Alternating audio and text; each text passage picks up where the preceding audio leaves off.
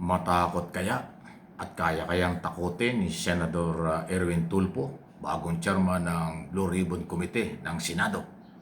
Itong si dating Senate President Alan Peter Cayetano. Kaya sinabi kong dating Senate President kasi na-declare na ng majority ang all position vacant sa Senado mula sa Senate President hanggang sa mga chairman ng committee at ngayon may mga bago na nag-ahawak. Okay? Doon sa issue ng pag gumawa ulit si Cayetano ng sariling investigasyon na ginamit ang Blue Ribbon Committee. Sabi ni Senador Tulfo ay kanyang ipinagbabawal ito, wala itong kapangyarihan, illegal ito, at kanya daw hong kakalkarin at banta niyang subukan mo. Kahit dati kang Senate President, kakalkarin kita. Aba, matindi. So pag ito po ay ginawa ni Cayetano, baka nga mangyari na magkaroon ng physical na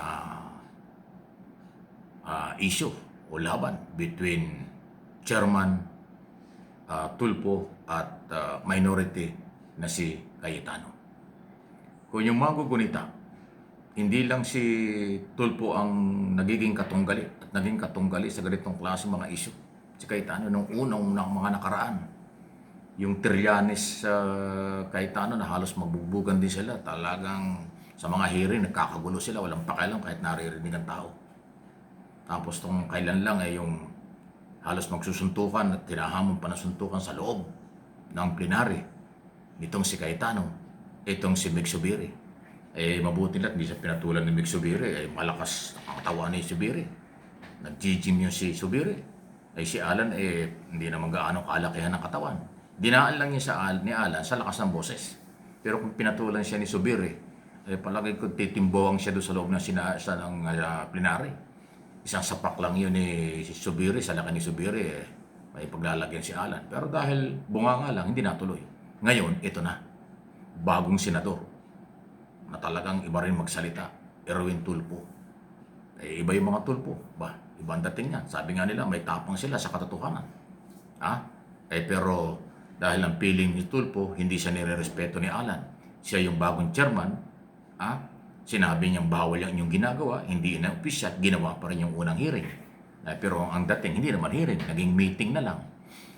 Catering meeting daw yun, sabi ni Senador Gatchalian. Fake hearing, sabi ni Ping Lacson. Lahat, dahil nga hindi naka-record, walang record, parang press conference, pero nanira sila. Maraming pinangalan ng congressman at 2 senador. Ayun po, ay kasama si Erwin sa pinangalanan. Kaya uminit. Kaya ang warning ni Senador Tulfo, sige, Cayetano, gawin mo ulit yan. Bibit-biting kita. Wow, aarestuhin kita. Ipapa-aresto kita. Pag hindi inaresto ito ng Osaka, bibit-biting kita. Wow, ganong katindi. Kaya nga, ang tanong natin gawin pa kaya ni Alan yung hearing? Matakot ka siya? At kung kanyang gagawin kaya ito talaga ni Senador Tulfo? Matindi yan. Kaya tuloy yung mga dating Senate President nagsalita na ho. Sina Drilon, Pimentel, sino-sino po ba yan? Soto yata. Basta mayroong mga dating Senate President na, sandali, parang ibang level na itong nangyayari. Di pa pwedeng daanin sa diplomasya. Di pa pwedeng daanin sa pagrespeto sa isa't isa. Kasi nga po, umabot na dun. Parang papunta na tayo sa physical na antas ng laban. Kasi arestuhan, tapos kung hindi arestuhin, kakalat ka rin, ay physical na yan. So, ayan po yan. Kung yung mga gunita, after nung meeting nung minority ng isang araw, sabi niya, mag-advise na lang daw mag-a-advise na lang daw sila ulit kung kailan. Mukhang may plano pa. Kaya naman nagsalita si Tulfo ng ganyan. Okay? Dahil siya yung chairman. Alam mo kasi, pag ikaw yung chairman ng committee, tapos mayroong gagawa ng hearing na hindi mo naman inaproban o gagamitin yung committee mo, talaga sino ba naman matutuwa doon? Kawalan ng respeto yun Talagang bastusan yun. Binabastos ng grupo ng oposisyon itong minority ngayon, ang majority ngayon, lalo na yung chairman ng Blue Ribbon Committee. Kaya naman si Senator Tulfo nagsasalita ng ganyan. Warning. Pero matindi ang warning. Hindi ho sa kung saan lang. National television, social media, worldwide. Nadinig. yung kanyang sinabi. Ba, mabigat yan. Hindi yan biro, hindi yan fake news. Ginawa ko na nga doon sa isang video yan. Ayaw ko yung ulit-ulitin kasi baka naman maka-copyright tayo.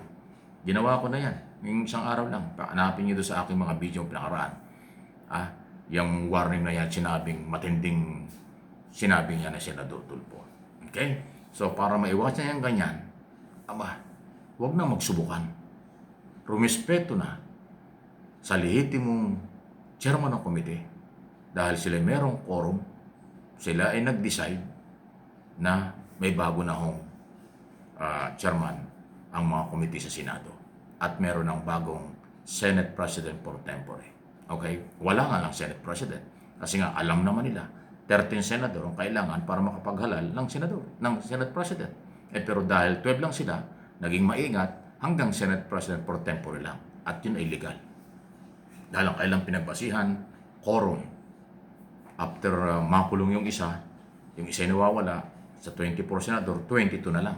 Ay meron silang 12. O ang feeling nila, majority yun, may quorum. Subject for debate yan. Ayun ang mga pinangugutan. So, kaabangan natin. Susubukan ba kaya bang subukan Cayetano ang tapang ng mga Tulfo?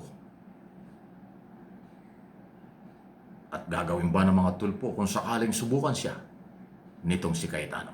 Wow! Merong isang humirit na senador, yung dating bad boy, parang bad boy pa rin dating. Subukan nyo. Dahil pag nag-hearing ang minority, nandudun ako. Sabi ni Robin Padilla. Parang gusto niyang sa palabasin ni Robin Padilla, pag ginawa mo yan, nandudun ako, hindi ko papayagan. O di magkakagulo. Papalag siya, pagtatanggol si Soto. Ganon pagtatanggol niya si Cayetano. O yan, kaya abangan natin. Bandang huli, ang ating kinababahala dito, may kanya-kanyang bodyguard yung mga yan. Lahat ng senador may bodyguard. Paano pag nakailangan bodyguard? Magiging mas magulo. Ayan, ang kabang-abang. Parang pelikula. Pelikulang ang mananalo ay producer lang at mga artista. Pero dito sa nangyayaring ito, sa Senado, walang nananalo. Lahat talo. Talo ang mga senador, talo ang taong bayan, talo ang pera ng mamamayan. Lahat tayo dahil kahiyahiya yung mga nangyayari. Usapang kalye na. Usapang kanto na. Parang hindi na ho sila mga elected national official ng bansa. Pero sa isang banda, hindi mo naman ho masisisi si Senador Erwin Tulfo dahil ho nasaktan siya. Isinama na siya sa maleta issue. Hindi pa siya nirespeto bilang chairman ng komite. Dalawa yung kanyang pinanguhugutan niya na maaring galit sa ng loob. Binastos siya as chairman, inakusahan pa siya as senador, bilang senador, na tumanggap ng maleta. Matindi talaga yan. Abangan natin. Please like and share, subscribe, and follow.